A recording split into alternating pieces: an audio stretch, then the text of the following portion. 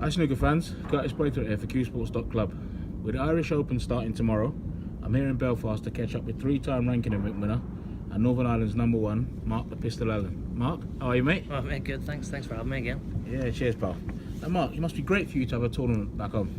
Yeah, it's been a long time coming. It's been 8 years since there's been an event here in Belfast or in Northern Ireland as a whole. So, hopefully, I can take advantage of having the home crowd on my back for a change instead of playing in front of my opponent's fans. Yeah, I mean it's been ages. Was it 2007? I think wasn't 2008 was the last year here. That's right. Yeah. I remember it, man. I mean, what was your opinions of the venue? What you It's different. That's the first time I've been in it actually. Consider I'm only 20 minutes from here, but as long as the tables are in good condition, like the rest of the venue doesn't matter to us players. So hopefully we can pack it out. There's only caters for 650 people, so I'd like to think we can pack that out. Northern Ireland's very, very popular when it comes to snooker, so yeah, I'm looking forward to it. Yeah, I mean, I looked at the main arena. Looks beautiful. I mean, it's a nice setup, decent setup as well. Good seating area, and that. It looks pretty good for. Yeah, I think it will be. And as I say, I think the ticket sales have went reasonably well for this event compared to like the English Open in Manchester was pretty poor. Yeah. I know from my own match there maybe be 200 or 300 guaranteed for it. Yeah, absolutely. So I'd like to think we can sell out most of the days here. It's been a long time since we've seen the top players come to Northern Ireland and into Belfast. So people will appreciate that, and I think they'll come along and support. Yeah, absolutely, and definitely with the main man here, Northern Ireland's #1, you're definitely gonna have the support. But Paul, tell us, what are the locals like for snooker over there? Are they bang into it, or they? They love it. They love it. Like whenever the tournament was here at the Waterfront Hall of Belfast, it was the support that we got. Not just us as home players, but the whole tour. Every match, whether it be a first round match or sort of a final, was virtually sold out. And you were playing a much bigger arena then as well. So. Yeah. I don't think there'll be any excuses here this week. I think it's been well marketed. People know what the event's happening, and I think they're quite knowledgeable about their snooker too. Obviously, a rich history of obviously absolutely. Alex Higgins and Dennis Taylor. Obviously, Joe Swale flew the flag for many years, is playing this week, and I think it'll be a great event. And as I said, there'll be a knowledgeable crowd, one that can appreciate good shots and good performances, and hopefully we can give them something to shout about. And it was a real nice touch, wasn't it? Like the trophy being named after Alex Higgins, well, wasn't it? Yeah, it was a bit of a no-brainer. That obviously what they've done with the other tournaments. It's been a long time coming, and maybe something should have been done a bit earlier to get something in Alex's memory. Considering, he's a two-time world champion from Northern Ireland and probably the greatest ever player from Northern Ireland. So, yeah, it's about time they've done something good. Yeah, absolutely. I mean, some of that, it's weird with sportsmen from Northern Ireland. When they get through, they just get right to the top, like Rory Mac, isn't it? Yeah. You look at like Roy McIlroy, Card Frampton in the boxing. Even Ulster Rugby. They punch so much above their weight for such a small region. Absolutely.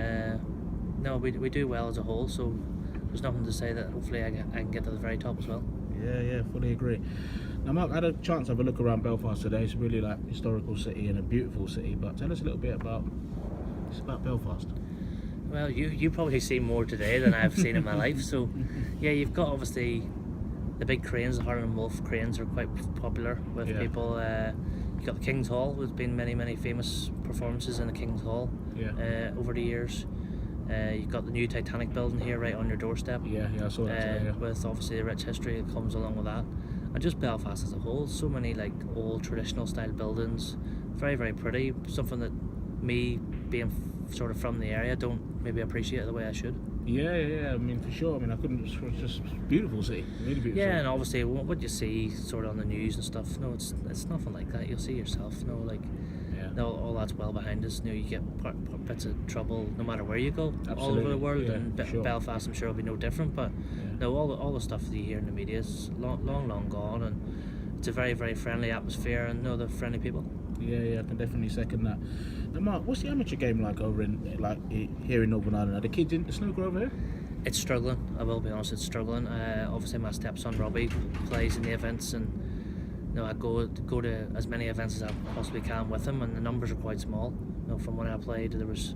You'd be disappointed if you didn't get 64 to every junior event. Whenever I played, you're extremely lucky now if you get 16 going to an event. It has went backwards, but I know there's a new guy took over the junior scene, Anthony Heaney from Belfast, and he's putting his heart and soul into it. He really, really enjoys snooker and loves to see the kids do well. So I think it could turn the corner now, and I think this tournament could be a big stepping stone for it. Yeah. You'll see obviously this week. Jordan Brown, Patrick Wallace, both amateur players from Northern Ireland, have qualified for this event. Yeah. And if that doesn't get junior people into snooker and to be able to see, that could be me in a few years if I work hard and do well in the amateur scene and the junior scene. No, if that doesn't help, grow the numbers in our game, then we're really going down a bad road. Yeah, I was actually delighted to see that because I saw that Patrick Wallace is he's playing again. I mean, he was a quality player, wasn't he? Really good player. Yeah, he was an ultimate professional. Worked hard. Got probably as much out of his talent as he could with hard work. And Patrick would be the first to admit he's maybe not the most naturally talented compared to some, but he works so hard and shows what you can get out of the game whenever you do apply yourself. And it's great for him. I know he's buzzing about it. I spoke to him a bit, and I think he's going to be nervous but excited, and all those old feelings coming back. But Patrick being the player he is and player he was, I don't think it's going to faze him. And I know he plays Michael Giorgio. It's going to be a very, very tough match on his hands because Michael's maybe looked at the draw and thinking, right, I've got an amateur, and then realises, it's Patrick Wallace. He's been to the quarters of the World Championships, one frame away from the one table setup. So it's a match that Patrick I think I'll be comfortable with, and Michael's going to have his work cut out. No, believe me, Michael knows. Michael definitely knows because obviously Michael plays in our club and he knows he's definitely in for a tough game, definitely. But what's your opinions on the current state of the game at the moment, Mark? I mean, like, not only just the current state now, but like also about the future of the game as well, because like you touched on it before, with not much coming through, It's obviously a lot better than what it was. That's first and foremost. Barry Hearn, since he came in, has done wonders to transform our sport. We're full-time players now.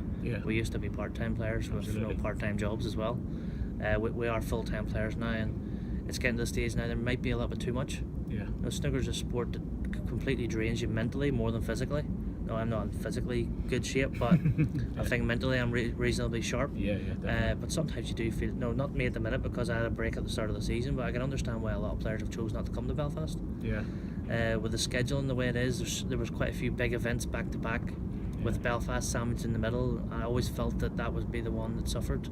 Obviously with world champion Mark Selby, Stuart Bingham, Neil Robertson, obviously Ali Carter and Judd Trump pulled out today. So there's 5 of the very best players in the world that have chose not to come here, and there is good money on offer. So maybe that's something World Snooker could look at about the calendar to try and space the bigger events out a little bit better, so that players then feel that they can play in all the big ones instead of having to miss a few.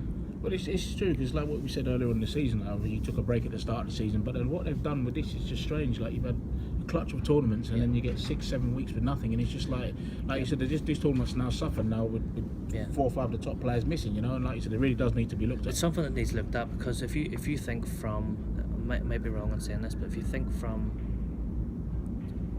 the European Masters, back to back, you've had the European Masters, Manchester, International Championships, China Championships, Champion of Champions, Belfast, UK Championships, qualifying for Germany, and the Scottish Open, Masters, all back to back.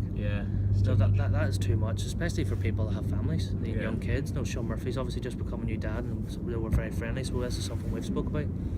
He hasn't seen his little one too much since he's been born, so it's tough being away from home, and that's something that maybe general public looking in think we're mourning all the time, but we're still family people at the end of the day, and family time is very important even for us as sports people. Absolutely. Well, Mark, a little bit on a lighter note, what's the night like life over here, pal? I wouldn't know. I haven't really been out much